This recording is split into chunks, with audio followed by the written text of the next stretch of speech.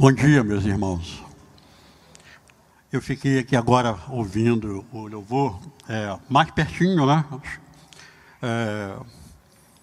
E fiquei pensando, como é que esse louvor nosso é bom? A gente tem que agradecer a Deus por ele.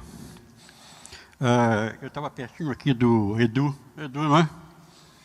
E perto do pastor Josué. Não sei se porque agora estou usando o aparelho auditivo, está me ajudando muito. Mas eu fiquei escutando assim, os instrumentos e fiquei agradecendo a Deus por esse louvor tão maravilhoso, não é? Que nos conduz à presença de Deus. É mais uma coisa, entre muitas, para agradecer a Deus, não é mesmo? Eu quero falar para vocês dessa apostila. Muitos já receberam. Ana Paula está aí? Cadê a Ana Paula? Se tiver, levanta a mão. Mas se não tiver, não tem importância, que acho que ela vai chegar, mas você tem... alguns já têm essa apostila, mas eu, durante a semana, fiz uma revisão e descobri, um pouco aflito, até alguns erros nela. Então, o que eu fiz? Corrigi e mandei novamente para a Ana Paula, anteontem, na sexta-feira, pedindo que ela, por favor, mandasse de novo para todo mundo. Ela tem uma lista de e-mails de todos os que estavam fazendo o primeiro módulo. Então, vocês vão receber o segundo arquivo, cancela aquele e fica com esse. Quem não estava fazendo, quem não tem certeza se o seu e-mail está com a Ana Paula, secretária da nossa escola dominical, dá o e-mail a ela. Se ela, por acaso, não estiver aqui, você dá a Meise, que deve estar lá embaixo. Não é, o Henrique? Acho que a Silvia está aí. De uma maneira que a Ana Paula, que é a secretária da escola dominical, possa ter seu e-mail. Por quê? Porque assim você vai receber na segunda-feira. Na segunda-feira eu vou mandar para todo mundo. Quem já tem, cancela o arquivo que estava, porque tem erros, e fica com esse. Eu vou usar essa apostila nos 2 domingos, hoje e domingo que vem, em que nós vamos falar sobre a segunda vinda de Cristo. Você não fique preocupado, nem precisa, se você não quiser, mais perto, né? Não fique preocupado, tá bom agora? Não fique preocupado, nem precisa também anotar, mas tem muita gente que gosta de anotar, não é? Então anota. Eu é que não sei anotar e escutar ao mesmo tempo, por causa da minha deficiência auditiva. Eu faço uma coisa ou outra. Então, geralmente, eu escuto só. Mas tudo que eu vou falar, e muito mais até, está aqui. Eu não tenho tempo para colocar para vocês o que eu coloquei aqui na apostila. Então, uma apostila relativamente grande. Mas eu vou usar ela 2 domingos. Então, tá bem, meus queridos? Vocês, por favor... tá bom, pastor? Vocês, então, por favor... deem o e-mail, não deixe, se você não tem dúvida de que seu e-mail estava, você não estava fazendo o primeiro módulo, então deixe o e-mail com a Ana Paula, com a Meise, com a Silvia, uma das nossas queridas secretárias. Uma outra coisa, vou reservar, como eu estava planejado, 15 minutinhos no final para perguntas, mas nós precisamos fazer diferente do que fizemos na aula passada. A aula passada me deu uma série de ensinamentos. Primeiro, eu não sei usar esse negócio de data show ainda direito, vou aprender primeiro para depois usar. Então, eu já estou tomando umas aulas com o Rafael Miro, o genro do pastor Josué, o Elson me mandou um arquivo muito precioso, obrigado, Elson, mais uma vez, muito precioso que eu estou lendo, para aprender a usar o data show direito. E o pastor José vai me ensinar um pouquinho, ele acabou de dizer aqui algumas coisas, eu já quero saber o que eu preciso aprender. Por enquanto, eu não vou usar, porque estava mais me atrapalhando aquele recurso do data show. Eu não estava enxergando a minha própria colocação ali. Eu prefiro dar aula, então, hoje no modo tradicional, como eu sempre fiz, na verdade. Então, queridos, 15 minutos no final, mas vai precisar, foi outra coisa que eu aprendi na aula passada. A gente não pode fazer as perguntas indefinidamente. O que aconteceu? Ficou mais de meia hora de perguntas. Eu acabei ficando sentado aqui, e isso eu vou fazer. com os irmãos, eu não tinha mais ninguém na igreja quando eu saí. Eu não me preocupo nem um pouco, não tenho pressa nenhuma de ir para casa. Então eu vou pedir a vocês, eu vou pedir a alguém para cronometrar as perguntas. Mas, por favor, pergunta sobre o que eu estou estudando. Dúvidas sobre o que eu estou estudando hoje. Porque o resto vai ser na aula que vem. Quando os 15 minutos acabarem, eu vou ficar sentado ali, ó. Na hora das perguntas eu vou descer, porque eu quero ficar bem pertinho. Vou ficar ali, sentado, não tenho pressa. Então você não vai ficar frustrado, porque você faz a pergunta direta para mim. Tá bem? É pena só que aí a igreja toda não vai saber, não vai ouvir. Mas não tem como a gente ficar indefinidamente fazendo perguntas, a igreja cansa, os irmãos foram saindo, eu observei bem isso, e fica ruim. Então, está bem combinado assim? Vá anotando as suas perguntas. Se você pular rápido aqui para frente, você vai ficar entre os primeiros que vão poder fazer as perguntas nos 15 minutos. Senão, não fique frustrado, não, eu vou ficar ali sentado. Fico ali respondendo com maior alegria. Outra coisa, quem ainda não conseguiu, alguém perguntou, posso fazer pergunta para você pelo seu e-mail? Pode, eu gosto muito quando alguém me faz pergunta por e-mail. Eu me sinto um pouco útil, estou ficando velho, mas ainda sou útil, afinal de contas. Então, usa meu e-mail, ivarcosta@gmail.com. É fácil de guardar, né? ivarcosta, @gmail.com. Tá bem, querido? Então, vamos iniciar. Eu quero ler uma passagem de Lucas. É uma das passagens que nós vamos usar. Vou precisar muito que você fique com a sua Bíblia à mão, aberta até. Se você não tem a Bíblia, por favor, senta perto de alguém que tem Bíblia ou celular, porque hoje em dia muita gente usa celular, e às vezes a gente fica pensando, né, que a pessoa está se distraindo com o celular, mas ela está olhando o texto que está no celular. Eu vi uma vez um pastor, há pouco tempo, repreendendo um grupo de jovens, ele estava falando para os jovens, repreendendo que eu estou pregando e você aqui ensinando e vocês estão só brincando com o celular. Aí um deles disse, não, pastor, nós estamos aqui vendo o que você está falando no texto da Bíblia. Eu tenho 2 Bíblias no meu celular, nas 2 versões, a NVI e a que nós usamos aqui. Então, aí o pastor caiu em si de que a modernidade trouxe, além da Bíblia, a Bíblia nos celulares também. Então, não importa. Mas você precisa da Bíblia agora. Eu vou fazer como o pastor José faz brincando, às vezes, me dá licença, tá, pastor? Aquele jeito dele assim, quando ele fala, se você não veio com a Bíblia, por que você não veio com a Bíblia? Se agora é a escola dominical e a Bíblia tem que ser estudada. Estou tentando te remedar, mas acho que eu não sei, não. Escola dominical para ter a Bíblia junto, mas de qualquer maneira eu não quero nem saber quem não tem. Se você não tem, senta perto. Você vai precisar muito da Bíblia, tá bem? Vamos ler então Lucas, capítulo 21. Lucas, capítulo 21, versículo 28, só um versículo.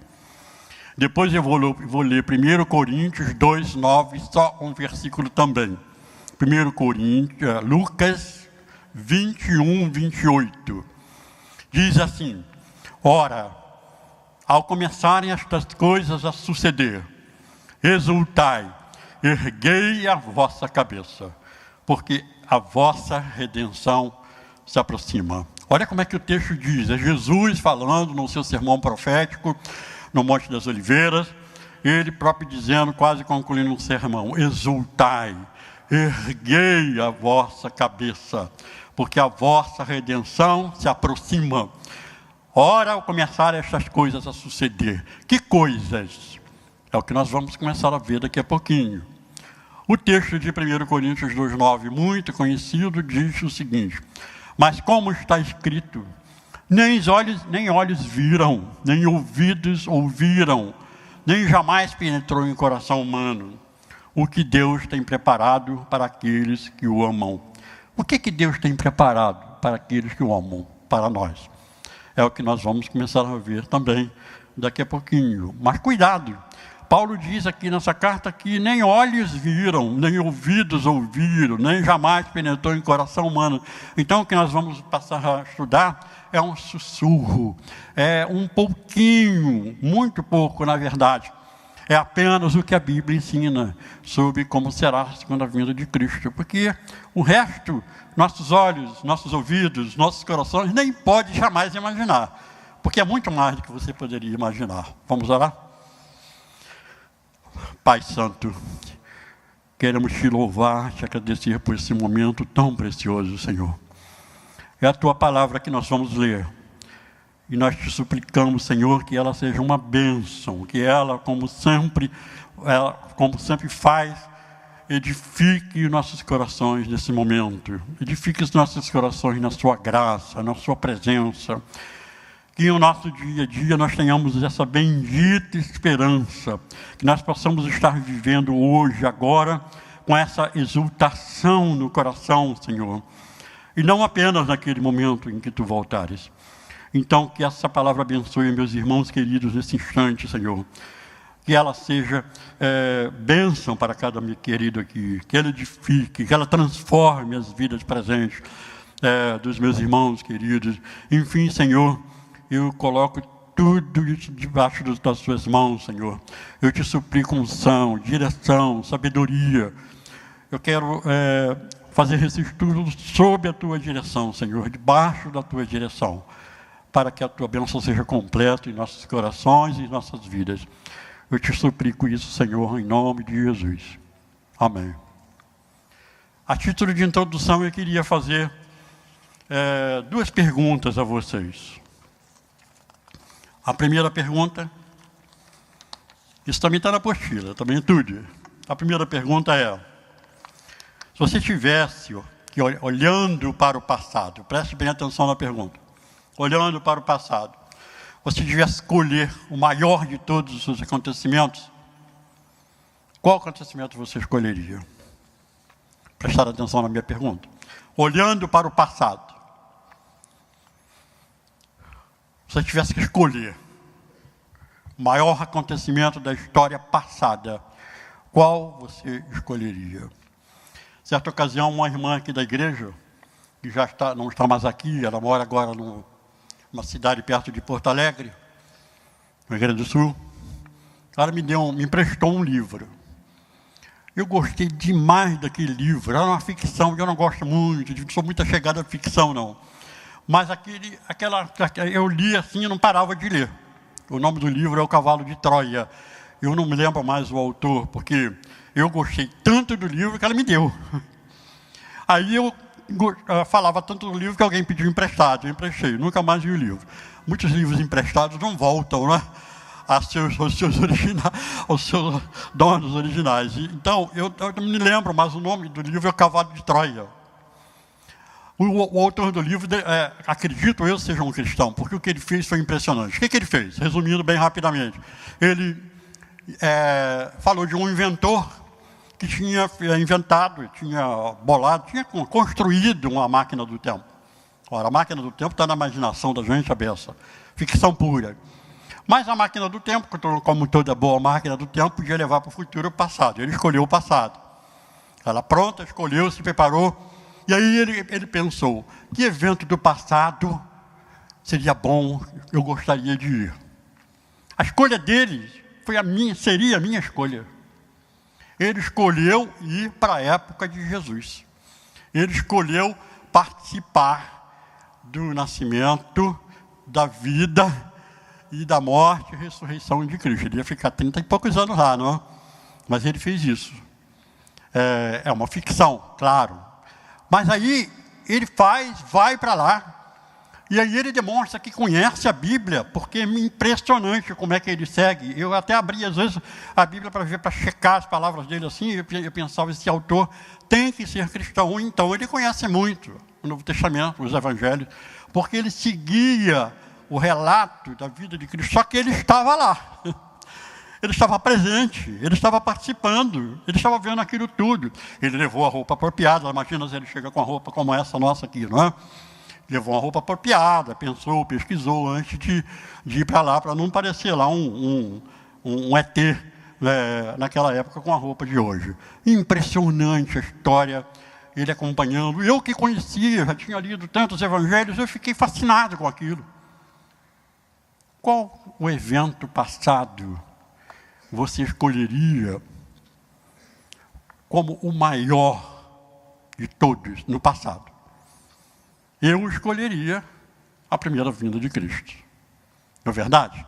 Ela mudou a história da humanidade. ela dividiu, ela transformou, ela vem produzindo nesses quase 2000 anos transformações enormes, imensas, através de todos aqueles que, como nós, são transformados pelo poder do Evangelho e se tornam também, cada um, bênçãos para outros.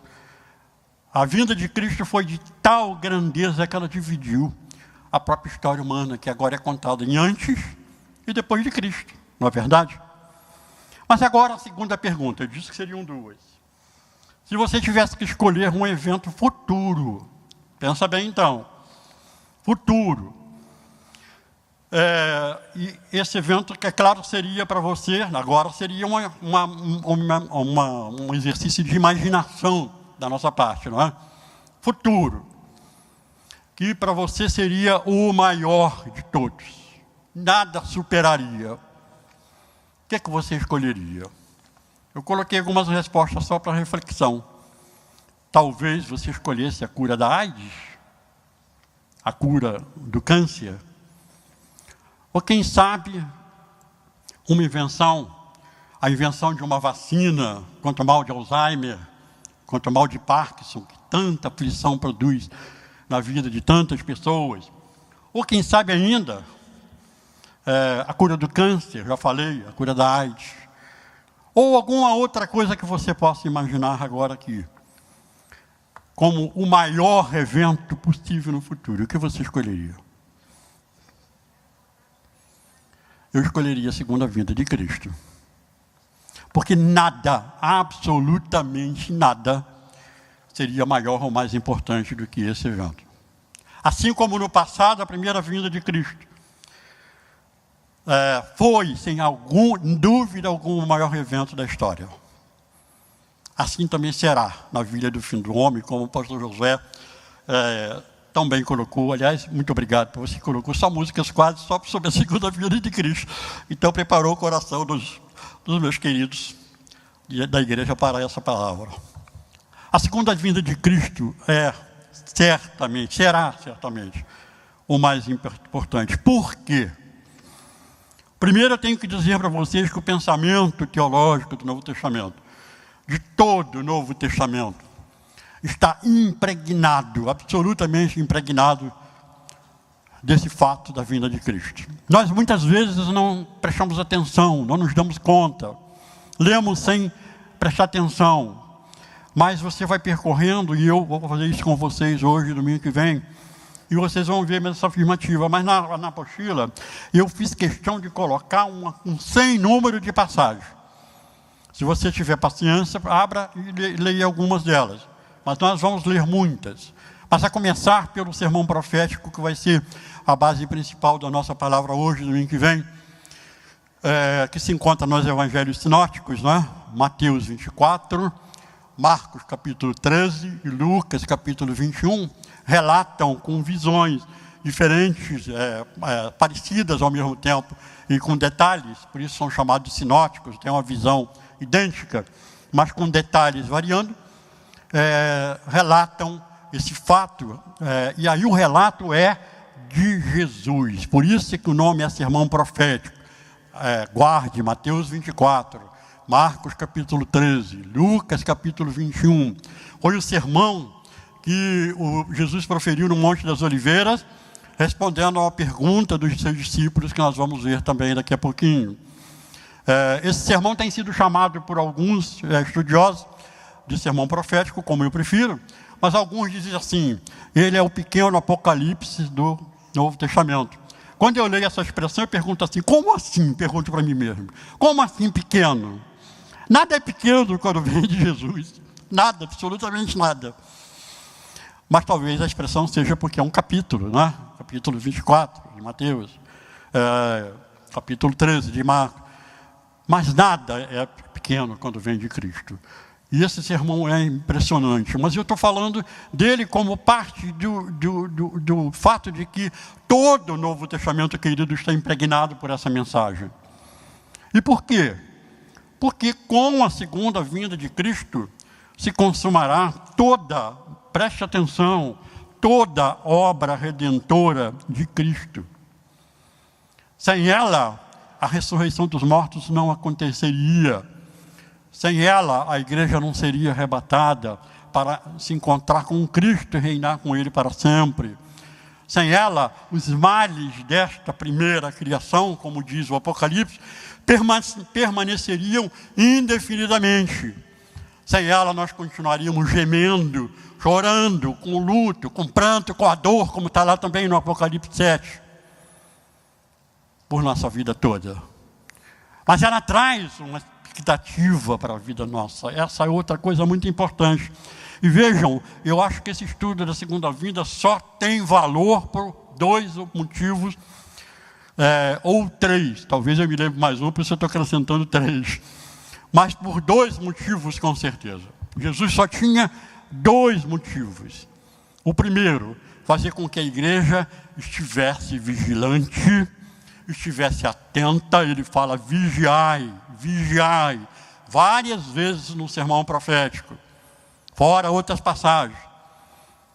Então ele queria que a igreja permanecesse atenta, porque nós não sabemos o dia, nem a hora, ele disse, nem ele próprio sabia, enquanto homem, em que ele voltaria. Então o primeiro grande motivo pelo qual vale a pena estudar a segunda vinda de Cristo é que esse estudo tem que trazer, vai trazer pela graça de Deus aos corações de vocês, porque é Deus que vai fazer isso. Uma atitude de vigilância, uma atitude de atenção, uma atitude do crente que está aqui, agora, vivendo, hoje, agora, enquanto aguarda essa bendita esperança. Vivendo, trabalhando, produzindo frutos, pregando, testemunhando, enfim. Usando, deixando que o Espírito Santo use nossas vidas para a glória e honra do nome de Deus. Esse é o primeiro motivo. O segundo motivo, sobre o qual eu quero falar um pouquinho aqui, isso ainda em caráter de introdução, é que ela traz uma esperança, primeiro uma expectativa. A expectativa sobre a segunda vinda de Cristo precisa estar em nossas vidas. Senão, nós nos tornamos crentes indolentes, preguiçosos, sonolentos, dorminhocos. Aquele crente que lê a Bíblia de noite, assim, na hora de dormir, abre sempre no mesmo salmo.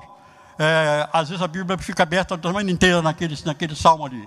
E na hora de dormir, a pessoa abre ali e lê aquele salmo, quem sabe, o Salmo 23. Não é bom para fazer dormir. Senhor é meu pastor, nada me faltará. Aí eu vou lendo, já quase dormindo, e quando acaba a Bíblia já está fechada ali. Que leitura ruim da Bíblia. Crente sonolento, crente... A palavra de Deus nos faz acordar. O estudo sobre a segunda vinda nos faz despertar. Exultai, erguei as vossas cabeças. Por que motivo? Porque a vossa redenção está próxima. Ué, mas a redenção já não aconteceu? Já não somos redimidos? Sim, nós já somos redimidos. Mas nós somos apenas uma parte dessa redenção. É esse fato que cobre toda a teologia do Novo Testamento, que eu gosto de chamar, e os teólogos chamam assim também, como o já agora versus o ainda não. Já agora você é salvo em Cristo Jesus, mas você e eu ainda não somos, ainda não ganhamos, recebemos todos os benefícios da nossa salvação. Já agora, nós temos a presença do Espírito Santo em nossas vidas, não é verdade, meus irmãos? Mas nós, nenhum de nós, tem ainda a plenitude desse Espírito Santo que vai acontecer na segunda vinda de Cristo. Já agora, você tem parte, grande parte, na verdade, das bênçãos da salvação e da graça gloriosa de Deus. Mas nós ainda não temos a plenitude dessas bênçãos. Eu podia lembrar várias coisas de vocês também que entraria nesse já agora, que são as bênçãos do reino inaugurado, as bênçãos do reino que nós já vivemos e recebemos hoje. Mas ainda não temos muitas, nem uma fraçãozinha pequena dessas bênçãos. Por isso a segunda vinda é também muito importante. Ela vai inaugurar o reino de Deus. Ela vai trazer todas as bênçãos que nós conhecemos de ler na palavra de Deus, mas vai trazê-la de modo completo, pleno, integral, completo para as nossas vidas. Outra coisa, então falando sobre isso, voltando àquela questão da expectativa. Por que ela é importante? Meus queridos, a expectativa da vinda de Cristo, ela está também presente nas duas alianças. Apenas que na antiga aliança, ela era uma expectativa que estava voltada para a primeira vinda de Cristo. O texto que eu mais gosto, que fala sobre isso, é Lucas capítulo 2, versículo 25. Abre aí para você ver que passagem bonita. Lucas capítulo 2, versículo 25. Quando, eu vou ler aqui, versículo 25. Me acompanhe na leitura. Lucas capítulo 2, versículo 25 diz assim: havia em Jerusalém um homem chamado Simeão, homem justo, piedoso, que esperava a consolação de Israel. E o Espírito Santo estava sobre ele. Revelara-lhe o Espírito Santo que não passaria pela morte, antes de ver o Cristo do Senhor. Movido pelo Espírito, foi ao templo. E quando os pais trouxeram o menino Jesus para fazerem com ele o que a lei ordenava, Simeão o tomou nos braços e louvou a Deus, dizendo: agora, Senhor, pode despedir em paz o teu servo, segundo a tua palavra, porque os meus olhos já viram a tua salvação. Olha só que coisa linda. Eu tenho que lembrar que Simeão estava vivendo na antiga aliança ainda, né? Ele estava segurando o Cordeiro de Deus ali, mas ele não tinha ainda morto na cruz. Foi na cruz que a nova aliança começou. Então, Simeão é talvez o melhor exemplo, e porque eu não tenho tempo, senão eu iria percorrer o Antigo Testamento para mostrar como ele é repleto já da expectativa da primeira vinda de Cristo. E essa expectativa encheu o coração deles de esperança, como a segunda vinda deve encher o nosso. Simeão, quando por direção direta do Espírito foi ao templo, encontrou com Maria e José, com o neném, Jesus, no colo. E aí, olha as palavras dele finais, essa aqui eu guardo mais no versículo 29. Agora, Senhor, pode despedir em paz o teu servo, pode me levar, porque meus olhos já viram a tua salvação. Ele viveu toda a sua vida nessa expectativa, meus queridos.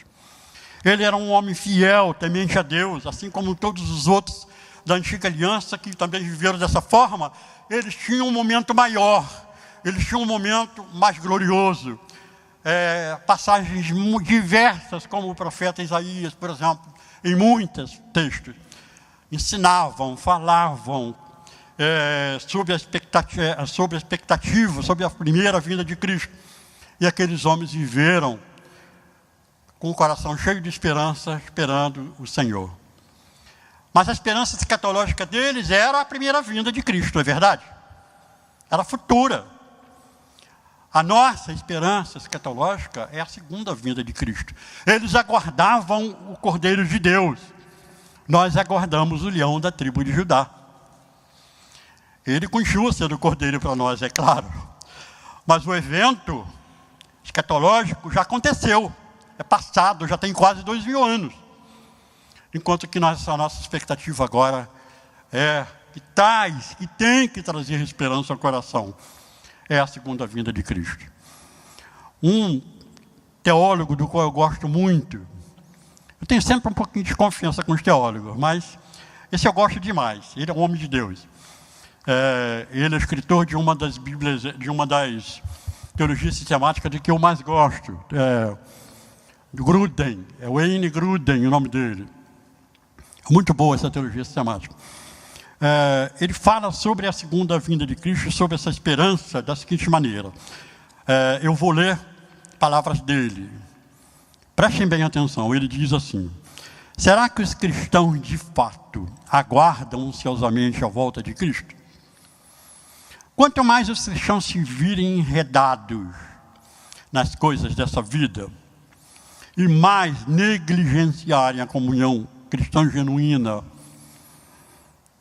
e seu relacionamento pessoal com Cristo, tanto mais ansiarão por sua volta. Olha que coisa boa.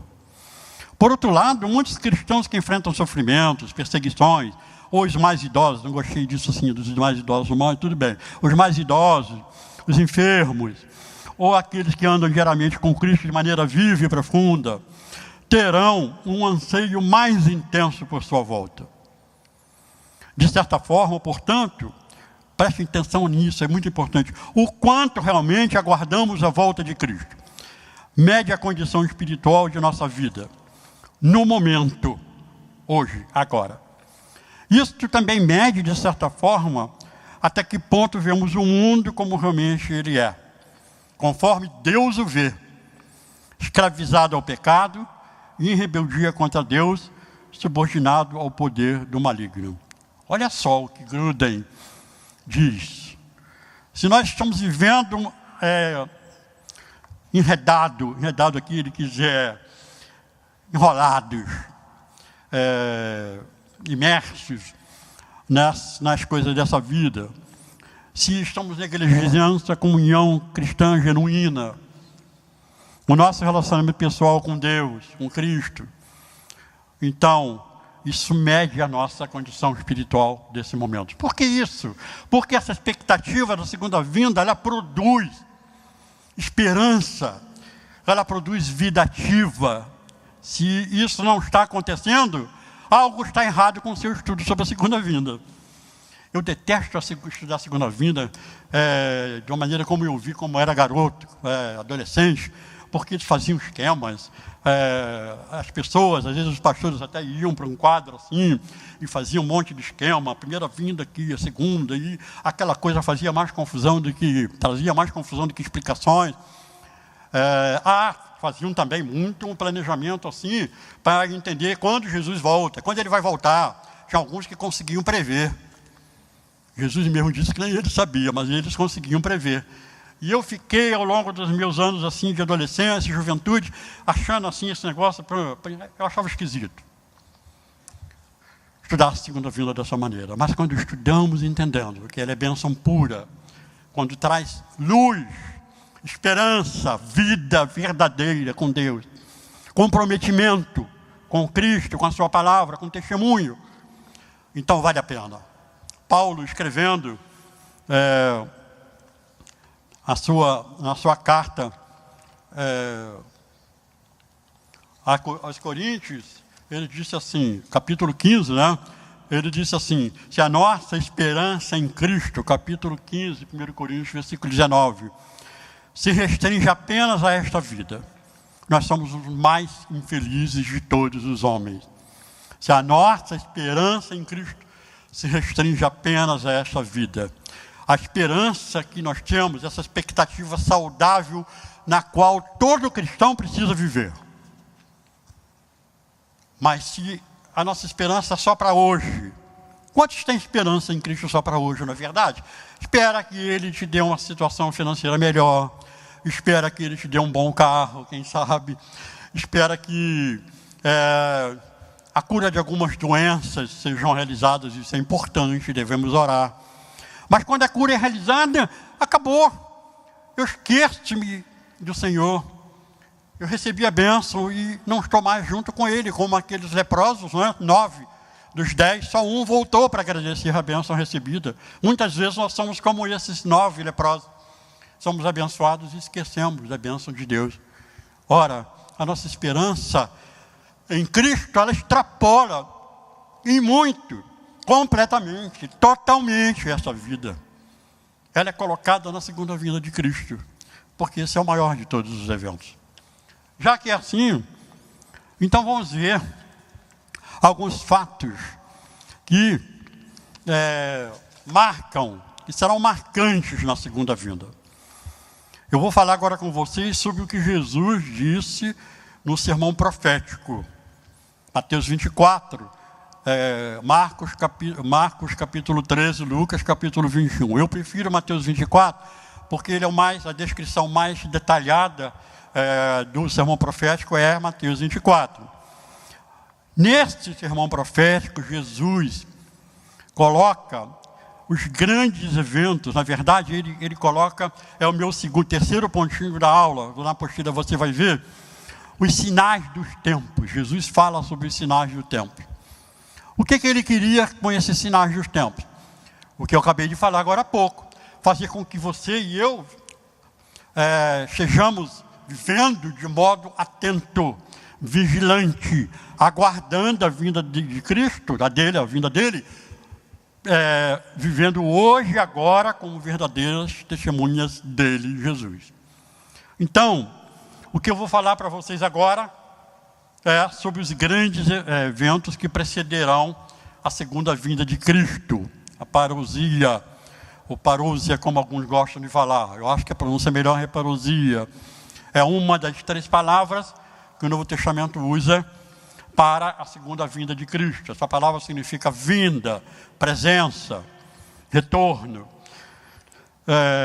Então, a passagem que ele próprio disse, que eu li no começo, que eu vou repetir, Lucas 21, 28. Ora, ao começarem estas coisas a suceder, exultai, erguei a vossa cabeça, porque a vossa redenção está próxima. Meus queridos, ninguém pode dizer quando. Eu já tinha dito, vou reforçar. Em que época, em que data a segunda vinda de Cristo acontecerá, não é mesmo? Como é que eu sei que não? Porque ele disse em Mateus 24, 36, olha aí para você. Fica com Mateus 24 aberto, porque eu vou usar bastante mesmo essa passagem. Ele próprio disse sobre esse dia e hora. Ele falou assim, mas a respeito, Mateus 24, 36, a respeito daquele dia e hora, ninguém sabe, nem os anjos dos céus, nem o Filho, senão o Pai. De um modo misterioso, Deus ocultou da própria mente dele, Jesus, enquanto ele estava como homem lá na Palestina, Deus ocultou até dele. Ele disse, nem o Filho, nem ele. Naquele momento, naqueles dias, é claro que depois, na glória, ele sabe. Ninguém sabe. Mas é impressionante como muitos gostam de datar a volta de Cristo, não é? Já por 3 ocasiões na história, as testemunhas de Jeová marcaram a segunda vinda de Cristo. Em 1816, se a memória não me falha, foi a primeira vez, quando o líder deles, eu esqueço o nome dele agora, eu sei o nome, mas sai da minha cabeça no momento, mas não importa, quando o líder deles decidiu que a segunda vinda de Cristo ia ser tal data, conclamou seus seguidores, que não eram poucos nos Estados Unidos, e resolveram ir para o monte para esperar a volta de Cristo. Se eu soubesse a volta de Cristo, eu ia fazer a mesma coisa que eles. Eu ia parar tudo, ia vir aqui para a igreja com vocês, ia ficar, vai ser daqui a 2 dias. Chega, vou lá para a igreja com meus irmãos, vou dizer, vamos vir todos aqui para Betânia. Aí a igreja não ia caber nem lá em cima. Porque vai ser daqui a 3 dias, tá? Vocês iriam, não viriam? A gente ia ficar jejuando, orando, nem comer eu ia querer. Mas é bom que a gente não saiba. Porque senão a gente ia parar de trabalhar, como os tessalonicenses fizeram. Paulo repreende eles na segunda carta. A gente ia parar de trabalhar. Os cristãos da igreja de Tessalônica acharam que Jesus estava para voltar. Paulo repreende eles duramente na segunda carta. E pararam de trabalhar, literalmente falando, olha, Jesus ia voltar daqui a alguns dias, vamos lá para o monte, como os testemunhos de Jeová fizeram. E ao fazerem isso, como a vinda demorava, é claro, ela não aconteceu. Então, o que aconteceu? Eles começaram o que ocorreu lá na igreja de Tessalônica. Paulo descreve isso na segunda carta. O que aconteceu foi... Deixa ele me ajudar aqui. O que aconteceu foi que eles começaram a ser pesados, não é? Porque eles tinham que continuar comendo, não é? Eles tinham que continuar gastando, comprando roupa, fazendo tudo que a gente tem que fazer no dia a dia. Como eles não tinham parado de trabalhar, alguns largaram seus empregos, eles começaram a pesar para as pessoas, os parentes, os amigos que não estavam com a mesma convicção. E ficaram ansiosos. Paulo repreende eles duramente. Principalmente porque ninguém sabe. Os testemunhos de Jeová ficaram lá naquele monte e Jesus, é claro, não voltou. Então, eles desceram e o líder ficou com tanta vergonha que decidiu que não seria mais líder de coisíssima nenhuma. É muita pena que ele tinha seguidores assim, muito próximos, que continuaram com o movimento. Porque senão teria, felizmente, acabado. Seria muito bom que tivesse acabado, não é? Os testemunhos de Jeová, uma seita horrorosa. Mas aí os seguidores marcaram mais 2 ocasiões, em ocasiões distintas da história. A gente pode fazer isso? Não, Jesus acabou de dizer que ninguém sabe. Mas, no entanto, Ele, Cristo, tanto no Sermão do Monte como em outras passagens, e os apóstolos, como Paulo também, indicaram sinais da presença da vinda dele. Quando esses sinais estiverem acontecendo, ele disse aqui na passagem que eu já li 2 vezes, estiverem próximos, nós estivermos observando, nós vamos conseguir verificar, entender. Quem sabe muito, nós vamos ver, já estão acontecendo, aliás, já estão. É a hora de nós fazermos o que Jesus disse. Levantai as vossas cabeças, exultai. Um momento maior, o evento maior futuro chegou. E é isso que eu quero ver com vocês agora. Então nós vamos ver 3 tipos, eu diria assim, 3 títulos. Eu tentei agrupar em 3 títulos esses sinais. E vou dizer agora, eu vou repetir para que vocês guardem. Os primeiros desses sinais que nós vamos ver agora são sinais que evidenciam a graça de Deus. Repetindo, sinais que evidenciam a graça de Deus. Outro grupo de sinais são sinais que evidenciam oposição a Deus, do mundo, de Satanás. E o terceiro grupo de sinais são aqueles sinais que indicam, são sinais que indicam julgamento divino. Deixa eu repetir então. Sinais que evidenciam a graça de Deus. Guarde a palavra-chave, graça. Sinais que indicam oposição a Deus. Guardem a palavra-chave, oposição. Do mundo, de Satanás. E sinais que indicam julgamento divino. Guarde a palavra-chave, julgamento. Vamos ver os primeiros, então. Sinais que evidenciam a graça de Deus. O primeiríssimo deles está em Mateus 24, e você já deve estar com a sua Bíblia aberta no sermão profético, no versículo 14, quando Jesus, vejam, essas são palavras de Jesus. Por isso, toda atenção é pouca. Ele disse assim, em Mateus 24, 14, e será pregado esse evangelho do reino por todo o mundo, para testemunha a todas as nações.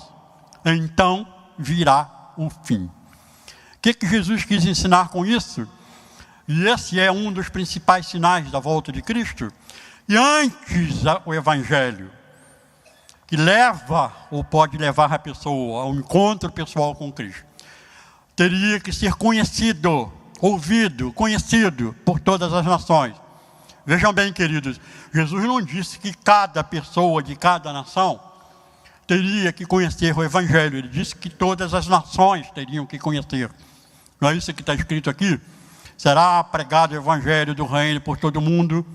Então ele englobou o mundo todo, para testemunha a todas as nações. Ele está dizendo que todas as nações precisam conhecer a palavra de Deus. Será que esse sinal está próximo de realizar? Eu acredito que sim. Por quê? Porque o evangelho agora é pregado de maneiras muito avançadas, eu diria. Muitos estão pregando o evangelho pela internet, por e-mail. Muitos usam o Facebook. Muita gente fica usando o Facebook só para se divertir, para se rir um pouco.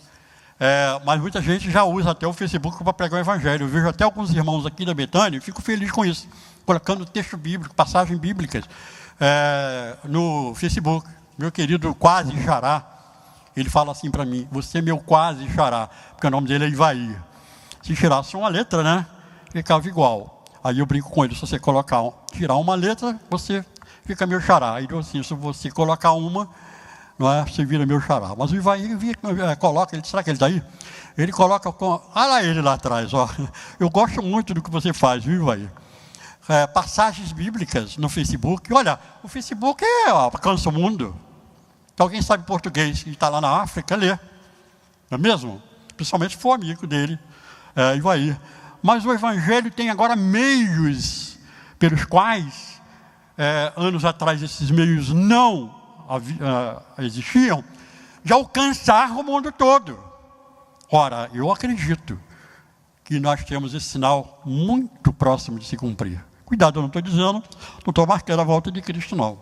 Nem Jesus fez. Ele quis fazer com que cada um de nós ficasse numa saudável expectativa, cheios de esperança, vivendo hoje de maneira abençoada.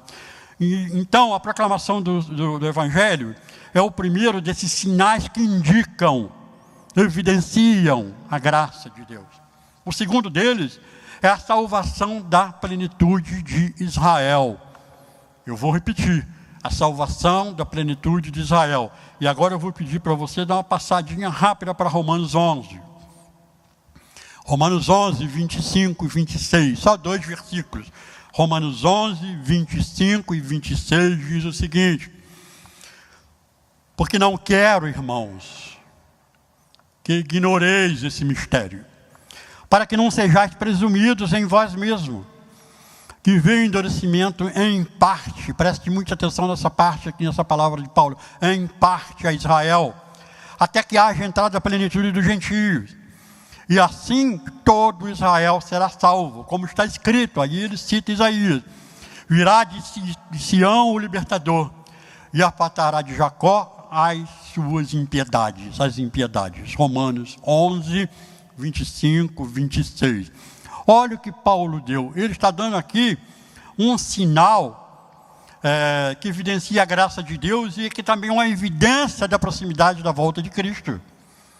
Quando ele disse assim, até que haja entrada a plenitude dos gentios, ele está falando, plenitude aqui é uma palavrinha grega que chama-se pleroma, algo completo, plenitude, algo completo, algo que se completa. Ele está dizendo assim, Deus tem um plano para cada um de nós, para os gentios. Vai chegar um momento que só Ele, Deus, sabe, em que a totalidade dos gentios que devem ser salvos terá se completado. Ao mesmo tempo, em todo esse intervalo entre a primeira e a segunda vida, Deus está trabalhando com Israel. Vamos pensar um pouquinho no contexto de Romanos 11. O contexto são os capítulos 9, 10 e 11. Nesses capítulos, Paulo mostra uma verdadeira aflição com o fato histórico que ele presenciava claramente no seu tempo de vida, de que Israel como nação, cuidado, como nação, porque muitos israelitas se converteram, não é verdade? Mas como nação, como povo, tinha rejeitado o Senhor. Ele próprio Paulo havia rejeitado durante muito tempo, até que Deus o derrubou lá no caminho de Damasco. E a sua graça, a graça de Deus o alcançou. E por isso ele entendia muito a questão da rejeição deles, judeus. Mas ele se lamenta, capítulo 9, ele chega a dizer que ele preferia ser amaldiçoado, ser anátema, se esse fato trouxesse a salvação dos seus irmãos judeus, que ele via cada dia perseguindo o Evangelho, perseguindo ele, que era um missionário. Os judeus andavam atrás de Paulo, quase que, eu diria, acampando atrás dele. Nas cartas dele, no livro de Atos, nós vemos isso claramente. Ora, Paulo tinha uma dor grande no coração, e por isso ele fez um estudo maravilhoso. É pena que eu não tenho nem pensar em fazer esse estudo aqui agora, mas, resumindo com pouquíssimas palavras, ele diz assim, não é o Israel físico, capítulo 9 de Romanos, que Deus vai salvar. São aqueles eleitos, escolhidos dele, que só ele sabe, que vão ser salvos. Essa conclusão, em quem leu o capítulo 9, e depois no capítulo 10 também, que ele chega. Quando ele chega, então, o ensino de Paulo, Deus tem um número de gentios a ser salvo, e tem também um número de judeus, que são deles, ele diz lá em capítulo 9 de Romanos, nem todos são filhos de Abraão.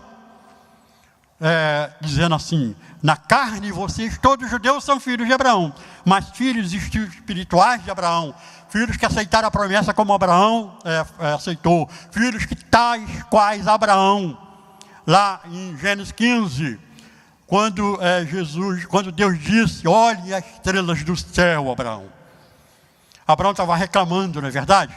Com Deus, de que o descendente dele seria um Damasceno, Eleazar, que ele não tinha ninguém. E Deus disse a ele, você vai. Aí levou ele para uma noite estrelada, mostrou as estrelas do céu, e disse assim, a sua descendência será tão numerosa como essas estrelas do céu. A sua descendência, não dele, Eleazar, alguém que vai surgir de você. Abraão creu. E o texto de Gênesis 15 diz assim, ele foi justificado pela fé, assim como nós. Então a fé é o único caminho de chegar a Deus desde todo o Antigo Testamento, não existe outro. Mas, o que Paulo diz então, resumindo nesses 3 capítulos, 9, 10, 11? Há Israel espiritual dentro do Israel físico. Esse Israel espiritual vai ser chamado, está sendo chamado entre esse intervalo das 2 vindas de Cristo, primeira e segunda. E quando o último gentio, só Deus sabe, a totalidade, Paulo fala aqui o pleroma, o versículo que a gente acabou de ler aqui, versículo 25. Quando a totalidade dos gentios, a plenitude dos gentios for alcançada, então Israel, aqueles eleitos de Israel, também serão alcançados. Por isso é muito importante fazer o que alguns irmãos, como a Esther e outros aqui fazem, pregar aos judeus, como pregar também aos gentios. Isso é um sinal. E quando Israel voltou a ser nação, e quando eu vejo pessoas indo lá para Israel pregar o Evangelho, eu estive lá em Israel em 2011 e vi muitos cristãos pregando o Evangelho. Nós estávamos lá num barco no meio do Mar da Galileia e ficamos extasiados ouvindo um judeu cantando em hebraico corinho, que nós cantamos aqui. Ele estava cantando em hebraico. Depois nós pedimos, canta em português também, ele sabia português, para que a gente cante junto. Aí ele cantou. Ele, um cristão, judeu, convertido, estava lá na Galileia pregando o Evangelho. Eu fico extasiado com isso, porque esse é um dos sinais da proximidade da volta de Cristo.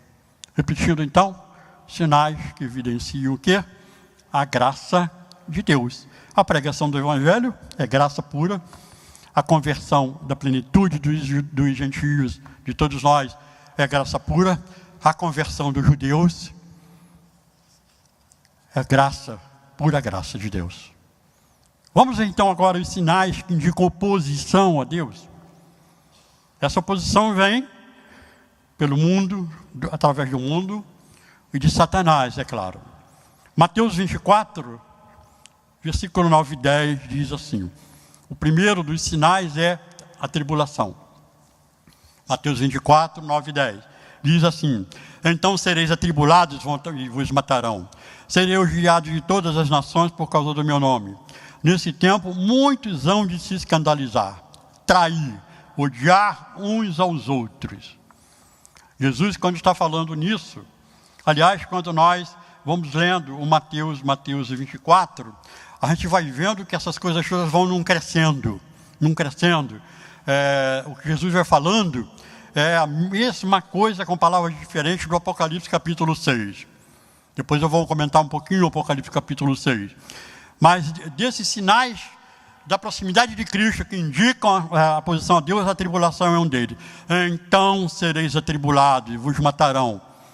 É bem verdade que quando a gente lê, a gente pensa assim, Jesus está falando daquele evento que aconteceu quando os judeus foram sitiados. Israel foi sitiado no ano 70, né? 40 anos aproximadamente do momento em que Jesus profere essas palavras. O general Tito, mais tarde imperador Tito, invadiu Jerusalém, destruiu-a quase por completo, e os judeus foram espalhados pelo mundo todo. E muitos morreram naquele momento. Quando a gente lê o Mateus 24, a gente tem que tomar um cuidado para entender bem. Porque ele diz assim, no Monte das Oliveiras, olha o versículo 3. Achava-se Jesus sentado, quando se aproximaram dele os discípulos, em particular lhe perguntam, e pediram, dize-me quando sucederão estas coisas, e que sinal haverá da tua vinda e da consumação do século. Ora, eles estavam fazendo essa pergunta porque Jesus disse no versículo 3, quando eles mostraram o templo grandioso, o templo de Herodes, o segundo templo que Herodes construiu, quando eles mostraram aquele templo, eles mostraram orgulhosos, Senhor, olha que pedras, olha que construções. Lucas diz assim, olha que coisa preciosa, Lucas 21, olha que coisa preciosa, Senhor, esse templo. Aí Jesus disse aqui no versículo 2 para eles, vocês estão vendo isso tudo? Em verdade vos digo que não ficará pedra sobre pedra que não venha a ser derrubada. Ora, Jesus estava profetizando já sobre o fato que aconteceu com o imperador Tito, general Tito, quando no ano 70, eu acabei de dizer, ele destruiu Jerusalém. Então a pergunta dos discípulos tem que ser bem entendida. Dize-nos, versículo 3, quando sucederão essas coisas? Foi uma pergunta. A outra foi, que sinal haverá da tua vinda e da consumação do século? Porque eles acreditavam naquele momento que o fato que Jesus tinha acabado de relatar, a destruição do templo, seria a ocasião da consumação do século, da vinda dele. E quando Jesus responde aqui, ora, ele está respondendo a uma pergunta, quando vai acontecer essa destruição? Ora, ele está respondendo sobre a segunda vinda. Mas parecem incoerentes, mas as duas coisas, no fim das contas, são uma só. Como assim? A grande tribulação que os judeus passaram no ano 70 é um simbolismo, é um pequeno amostra do que vai ser a grande tribulação antes da volta de Cristo. Eles, no ano 70, sofreram pessoalmente, na carne, como nação, como povo, uma grande tribulação, não é verdade? Quem lê um pouquinho sobre aquilo, Flávio Josefo conta, na história do povo judeu, por exemplo, um pouquinho sobre isso, percebe que coisa horrorosa que foi. Milhares de judeus morreram naquela ocasião. Crianças, mães, grávidas. Jesus fala aqui que eles deviam tomar cuidado com as grávidas, prestem atenção. Por quê? Porque as grávidas teriam dificuldade de fugir. Não é verdade? Fala, orem para que não aconteça no inverno. No inverno, e o inverno em Jerusalém é relativamente rigoroso, também é difícil de fugir. Eles passaram por uma grande tribulação, e ela é um simbolismo, é uma pequeníssima amostra da tribulação que vai acontecer no grande dia final antes da volta de Cristo. Então é assim que a gente tem que entender esse texto também. Eu não tenho tempo para... eu tenho um estudo só sobre esse Mateus 24, mas não tenho tempo agora. Mas, o que eu estou querendo colocar então aqui? A tribulação, ele diz, seriam tribulados, os matarão. Tanto aconteceu lá em Jerusalém no ano 70, vocês estão me acompanhando, queridos? Tanto aconteceu lá no ano 70, para eles, quanto vai acontecer em escala muitíssimo maior, próximo da segunda vinda de Cristo. Então essa tribulação vai alcançar o mundo todo, cristãos, claro, sereis atribulados. Jesus está falando para nós. Eu vou estar na grande tribulação? Já vou responder. Mas antecipando, vai estar sim. Porque tem muita gente que tem a ideia errônea, errada, erradíssima, de que antes da grande tribulação, Jesus vai arrebatar a igreja. Fique espantado com a minha colocação, mas espere um pouquinho que eu vou explicar. Então, primeiro sinal desse que indica oposição a Deus, a tribulação. Segundo, apostasia. E aí, Mateus 24, mesmo essa passagem, espero que você continue com esse texto aberto, versículo 10 e 11 diz assim, Mateus 24, versículo 10 e 11, depois eu vou pular para o 24, versículo 24. Vou ler agora o 10 e 11. Levantar-se-ão muitos falsos profetas, enganarão a muitos. E por se multiplicar a iniquidade, Jesus está falando agora de uma ocasião próxima, anterior à vinda, é um sinal que nós temos que estar atento para ele. E por se multiplicar a iniquidade, o amor se esfriará de quase todos. A multiplicação do mal é um dos grandes sinais. E ela vem acontecendo, a gente vai vendo pela mídia cada vez mais, não é verdade? Porque surgirão falsos cristos, falsos profetas. O anticristo está incluído aqui. Operando grandes sinais e prodígios. para enganar, se possível, os próprios eleitos. Ora, os eleitos estarão presentes, né? Porque ele diz, para enganar, se possível, os próprios eleitos. Mas os dispensacionalistas e outros estudiosos não ensinam que nesse momento Deus arrebata a igreja e ela é levada para não passar pela grande tribulação? Não. Você vai lendo Mateus 24, lendo, até o tempo todos os eleitos estão presentes. Os eleitos somos nós. Todo o tempo eles estão presentes. É um ensino falso, errado esse. Mas preste atenção. Muitos, falsos profetas vão enganar a muitos, porque eles vão fazer muitos sinais. Falsos cristos operando grandes sinais e prodígios. O próprio anticristo vai ser o rei dos sinais, eu diria. No capítulo 13 do Apocalipse, que é o capítulo em que a figura do anticristo é ensinada e aparece com destaque. Ele e o falso profeta, eles aparecem lá, naquela forma da besta, João chama ele de a besta. Ele aparece fazendo sinais prodigiosos. Ele ressuscita uma pessoa, ele faz um ídolo que é construído, uma pessoa que é construída de barro, capítulo 13 do Apocalipse, que é construída de barro, ele dá vida, ou seja, ele faz o que Deus fez, não é? Com todos nós, na criação, dá vida para enganar as pessoas. Por isso eu tenho muita preocupação quando pessoas saem correndo atrás de sinais. Está acontecendo não sei o que, tal, lá, não sei onde, vamos todo mundo para lá. A igreja às vezes sai correndo, alguns irmãos, né? A profetisa tal está fazendo, ou o profeta, milagres. Eu não estou dizendo que eu não esteja fazendo, não. Eu estou dizendo, cuidado, verifique o coração dessas pessoas, verifique os frutos da vida dessas pessoas, porque Jesus disse, cuidado, surgirão falsos cristos e falsos profetas. Essa é a segunda, então. O segundo sinal, dentro desse grupo de sinais que indicam oposição a Deus. Eu vou repetir. Sinais que indicam oposição a Deus, a tribulação que vai aumentando, a apostasia que vai aumentando. Aliás, uma observação. Todos esses sinais estão presentes desde a primeira vinda de Cristo. Só que eles vão aumentando. E é assim mesmo. No Apocalipse isso acontece assim. No capítulo 8 do Apocalipse, quando as trombetas soam, 1/3 da criação de Deus é atingida. Terra, céu, parte verde, mar, água doce, é atingido. Toque das 7 trombetas. Capítulo 8 do Apocalipse. Quando no capítulo 16 do Apocalipse, as taças da ira de Deus, indicando que a ira de Deus vai num crescendo sobre o mal, provocado pela desobediência humana e por Satanás, vai aumentando. Então, aquelas 7 taças que são derramadas lá no capítulo 16 é ensinado isso. Atinge toda a criação de Deus. Esses sinais vão aumentando. Aqui em Mateus 24 isso acontece.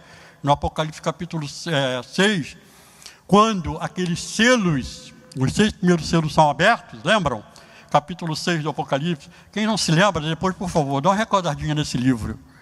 Eu coloco isso bem aqui, no capítulo 6, estudo o capítulo 6 do Apocalipse. Quando os selos são abertos, aparecem aqueles 4 cavaleiros do Apocalipse.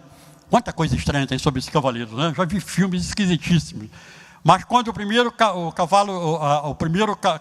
toque, o primeiro chamado, são 4 serafins ou querubins que chamam aqueles cavaleiros. Cuidado, quem são, as cores são dos cavalos, não são dos cavaleiros, não. O cavaleiro do cavalo branco, o cavaleiro do cavalo vermelho, o cavaleiro do cavalo amarelo, o cavaleiro do cavalo preto.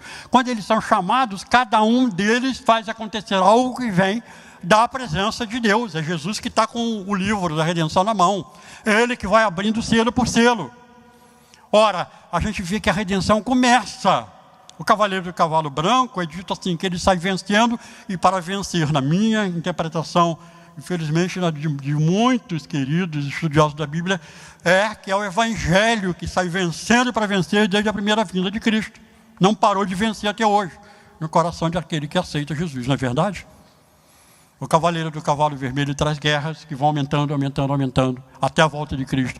O cavaleiro do cavalo amarelo traz doenças, traz morte, que vai aumentando, aumentando, aumentando até o fim. O cavaleiro do cavalo preto traz a morte, o Hades, e também vai aumentando, aumentando, aumentando, até chegar o tempo do fim. Bom, voltando para aqui. Esses sinais que indicam a posição de Deus, então, primeiro deles, a tribulação que vai aumentando. Então não estranhe, meus queridos, quando essa tribulação acontecer na sua vida. Seja vindo ela de doença, seja vinda de fatos naturais, de acidentes, mas principalmente, da oposição à pregação do Evangelho, como vem acontecendo com o nosso querido José Dilson lá no Senegal, na verdade.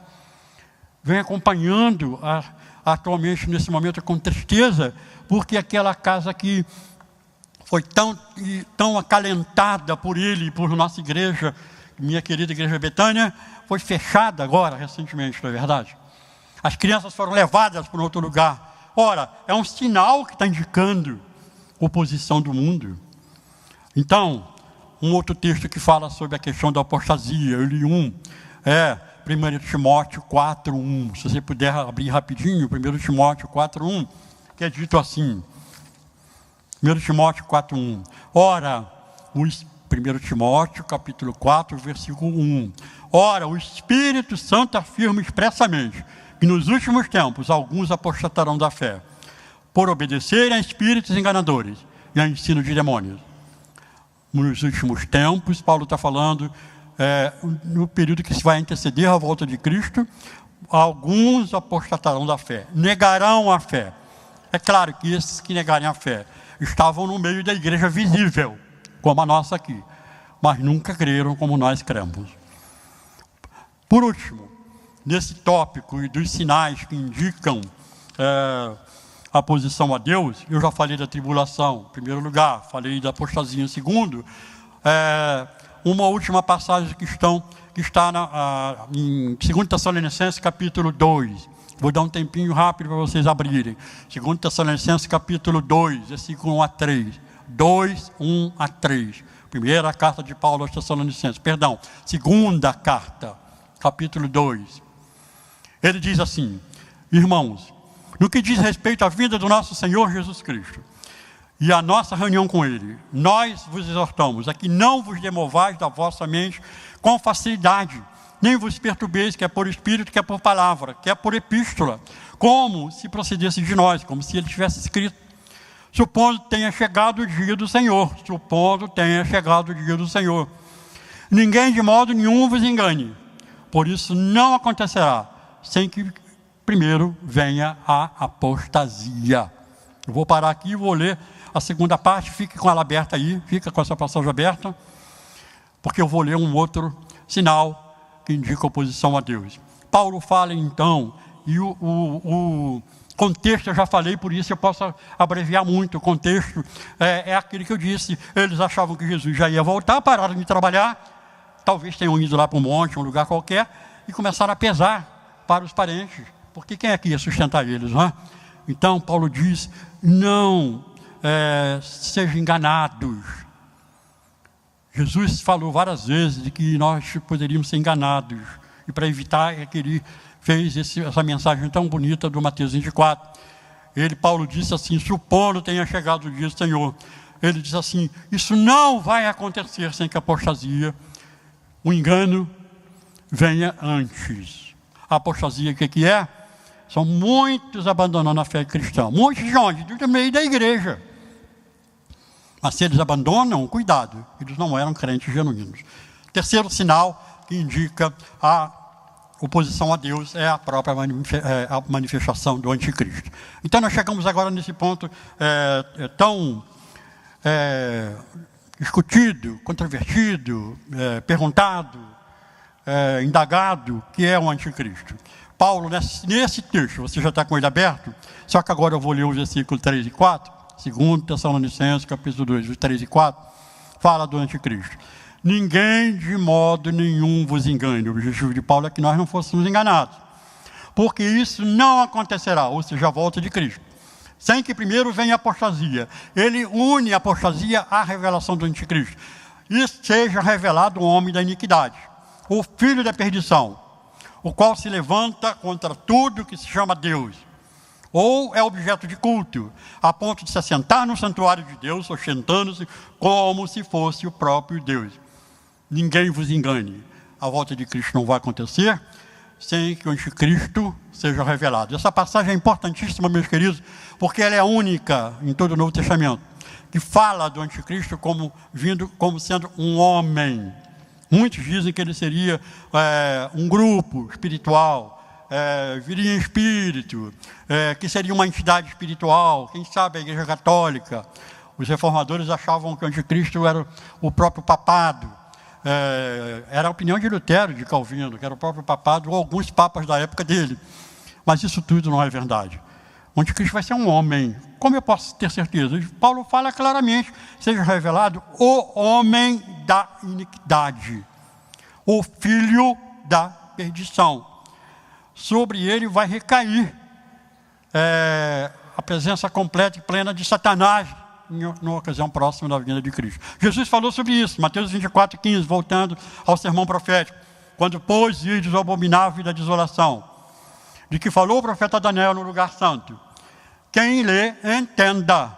O abominável da desolação é um eco de Daniel, não é? Do profeta Daniel. Porque Jesus fala, como falou o profeta Daniel. Onde é que está lá? Está em vários capítulos de Daniel. Capítulo 7, Daniel menciona. Capítulo 9, ele menciona o abominável da desolação. É a maneira dele se referir ao anticristo. Capítulo 12, principalmente, Daniel diz claramente o que Jesus está dizendo. Quando virdes o abominável, então a presença do anticristo é uma dos sinais que indicam oposição a Deus. Eu também não tenho muito tempo, aliás, meu tempo já está no fim, eu estou querendo terminar já, para falar do anticristo.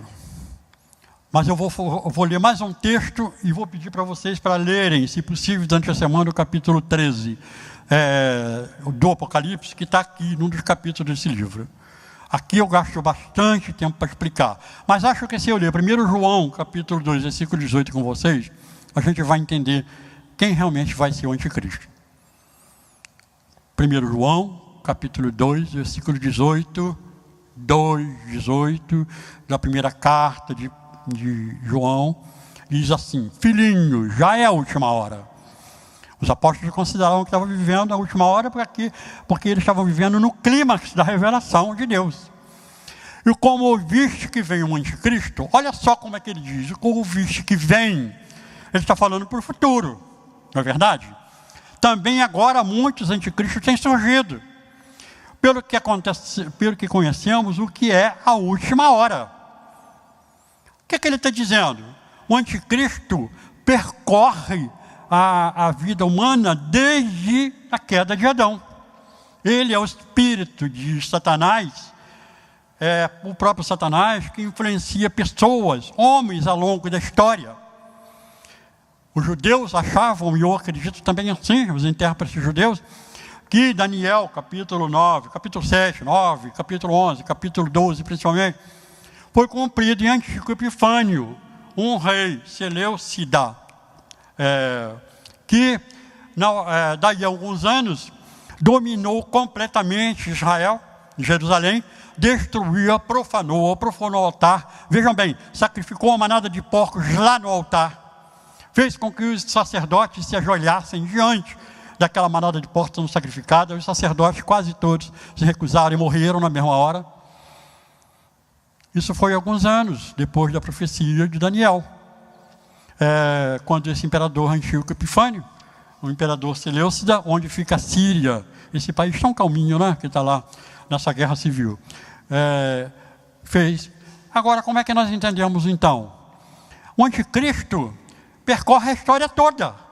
Ele é o espírito do anticristo, ele incorporou, eu diria assim, na mente satânica, na mente dominada por Satanás de Antíoco Epifânio. Ele fez o mesmo com Nero, ele fez o mesmo com César Domiciano, que lá no Apocalipse é o imperador que destrói a igreja literalmente. Ele fez o mesmo com Hitler, com certeza. Mas ele é uma manifestação ao longo da história, mas ele ocorrerá de maneira culminante, exponencial e maior no fim da história próximo da vinda de Cristo. Isso ficou bem claro? Eu teria que ter muito mais tempo para explicar melhor isso. Por isso eu peço, por favor, dá uma ajudadinha no capítulo 3 aqui, durante a semana, você vai entender bem melhor. Eu quero terminar aqui com os sinais que indicam o julgamento divino, que é o terceiro grupo de sinais. Eu falei, então vamos recordar? Eu estou quase terminando. Falei primeiro dos sinais que evidenciam a graça de Deus. Quais são? Vamos recordar? A proclamação do Evangelho a todas as nações, a salvação da plenitude de Israel. Eu estou resumindo, tem outros sinais, eu não posso dar todos. Aí na apostila eu coloco todos. Segundo grupo de sinais, os que indicam oposição a Deus. A tribulação que vai aumentando até o dia final, ser muito intensa e entrar na grande tribulação. A apostasia, que é o fato de que muitos cristãos, muitos que estão nas igrejas vão abandonar a fé, e a manifestação do anticristo. E agora, em terceiro grupo de sinais, os que indicam o julgamento divino. São eles, está aí em Mateus 24. Guerras, terremotos e fomes e epidemias. De uma vez eu digo 3 para adiantar. Guerras, terremotos e fome e epidemias. Jesus falou sobre isso em Mateus 24, 6. Olha então Mateus 24, 6. Certamente ouvireis falar de guerras e rumores de guerras. Veja, e não vos assusteis, porque é necessário assim acontecer. Mas Jesus frisou, mas ainda não é o fim. Na sequência do versículo 6, ele diz assim, isso é o princípio das dores, se referindo a esse momento como dores de parto. Realmente serão dores de parto. Mas as dores de parto, quando a gente observa as mães que vão ter crianças, né? Quando o parto acontece, aquela preocupação, a dor acho que é inimaginável. O homem não sabe, né? O homem não sabe. As mulheres aqui presentes que têm filhos, é que pode dizer, realmente. Jesus usou isso como metáfora. Porque as dores de parto são horrorosas, mas a consequência é aquele neném lindo nas mãos da mãe, do pai, dos avós babões. Eu já sou um deles há um bom tempo. Que alegria! As dores do parto serão sucedidas pela redenção. Por isso, a alegria vem depois delas. Jesus, então, falou de guerras, falou de terremotos. No versículo 7, ele disse, aí mesmo onde você está, levantará nação contra nação, reino contra reino. Haverá fome, terremoto em vários lugares. Jesus falou de epidemias, fomes, epidemias em vários lugares. Isso está em Lucas 21, 11, eu não vou ler agora. Então, guerras, terremotos, fomes, serão a marca que vai acontecer, está acontecendo entre a primeira e a segunda vinda de Cristo. Isso tudo não está acontecendo? Você diria assim, peraí, então Jesus devia estar voltando. Tem fome no mundo todo? Tem. Aqui, ali, acolá, na África, em grande escala, mas você não precisa sair do Brasil. Não é verdade? Infelizmente, não precisamos sair do Brasil. Mas o que Jesus está querendo indicar é o seguinte, isso vai acontecendo num crescendo. Há um ponto em que guerras estão pipocando pelo mundo todo, em que terremotos estão acontecendo em muitos lugares, não aqui e ali como agora. Fomes e epidemias em muitos lugares, em quase todo mundo. Vai num crescendo, Apocalipse 6 é assim mesmo, vai num crescendo. Até que Jesus vai dizer, vireis no céu o sinal do Filho do Homem. E estes sinais, eu estou encerrando com isso então, vão aumentando de intensidade e nós devemos vê-los, aceitá-los como as dores do nascimento de um mundo melhor. E eu quero encerrar com Romanos 8, 18 a 23. É a última passagem e eu estou encerrando realmente. Romanos 8, 18 a 23. Porque eu falei assim, esses sinais que Jesus falou são o princípio das dores. Mas eles são um prenúncio, o anúncio de um mundo melhor, inigualável. Quando a nossa redenção está próxima, como Jesus disse em Lucas 21. Vamos ler para encerrar então Romanos 8? Você já achou? Leia junto comigo, 18 a 23. Porque para mim tenho por certo, que os sofrimentos do tempo presente não podem ser comparados com a glória a ser revelada em nós. Paulo contrasta os sofrimentos nossos agora com a glória futura da vinda do reino de Deus. E diz no versículo 19, a ardente expectativa da criação. Aguarda a revelação dos filhos de Deus. Esse momento, quando Jesus voltar, é a revelação de quem é realmente filho de Deus. A ardente expectativa, versículo aguarda. E o versículo 20, pois a criação está sujeita à vaidade. No original hebraico é futilidade. Nasce, cresce e morre. Nasce, cresce e morre. Tudo é futilidade. Nós também nascemos, crescemos, morrendo e morremos. Se não for a presença de Jesus no coração, a vida é uma inutilidade, não é verdade? Cresce, nasce, cresce, vive um pouquinho e morre. Nasce, cresce, vive um pouquinho e morre. É o que Salomão diz lá no livro de Eclesiastes. Vaidade de vaidade, no original é futilidade de futilidade, tudo é futilidade. Então ele diz assim, a criação está sujeita à vaidade, à futilidade, não voluntariamente, mas por causa daquele que a sujeitou, por causa de Deus, pela condenação, pelo pecado. Na esperança de que a própria criação será redimida do cativeiro e da corrupção, para a liberdade da glória dos filhos de Deus. A própria criação aguarda o momento da revelação, da nossa revelação. Versículo 22, porque sabemos que toda a criação, a um só tempo, geme, suporta a angústia até agora. E ele diz, concluindo, não somente ela, mas também nós, que temos as primícias do Espírito, igualmente gememos em nosso íntimo, aguardando a adoção de filhos, a redenção do nosso corpo. Querido, quando Jesus voltar, toda essa expectativa que Paulo coloca aqui, todo esse gemido nosso, todas as dores que sofremos, quantas delas, não é verdade? Você e eu estamos passando pela vida fora, perdendo queridos ao longo da vida, vendo outros perdendo, choro, luto, pranto, como diz lá no Apocalipse 7, vão cessar por completo, porque Jesus estará presente eternamente na sua vida. Qual vai ser a grande bênção? Não falte a aula de domingo que vem. Eu vou deixar um suspense, porque a grande bênção é tão grande. Quero deixar com vocês um gostinho de quero mais. Como essa aula está em sequência, em seriado, quando eu vejo seriado na televisão, e acaba um seriado e fala assim, vai continuar no próximo, não sei o que, eu fico danado da vida. Eu não gosto de seriado que vai, porque eu não gosto de novela. Não estou criticando quem gosta não, tá? Mas eu não gosto de ficar atrás daquilo. Então eu fico com um seriado, aquele Criminal Minds, que eu gosto de ver às vezes. Aí diz, vai acontecer daqui não sei quanto tempo. Aí o seriado, episódio tal, e quando? Sei lá, eles nem dizem. Eu fico danado da vida.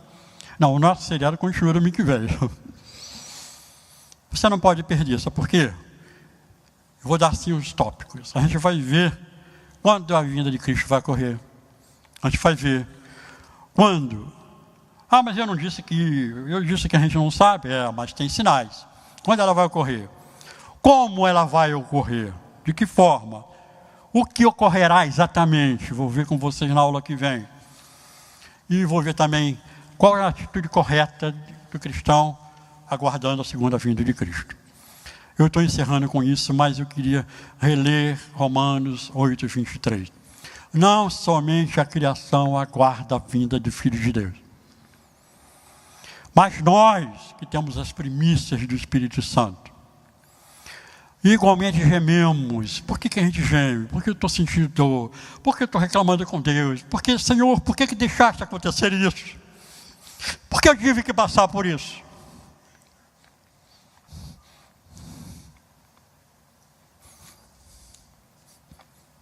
Quantas vezes você já deve ter perguntado isso?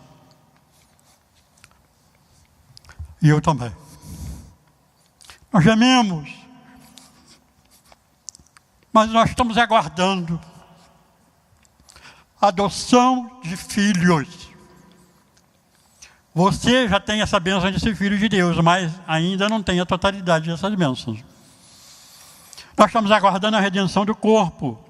Você já tem a garantia, já agora, da redenção do seu corpo, mas não tem ele ainda redimido como vai ser na glória do Senhor.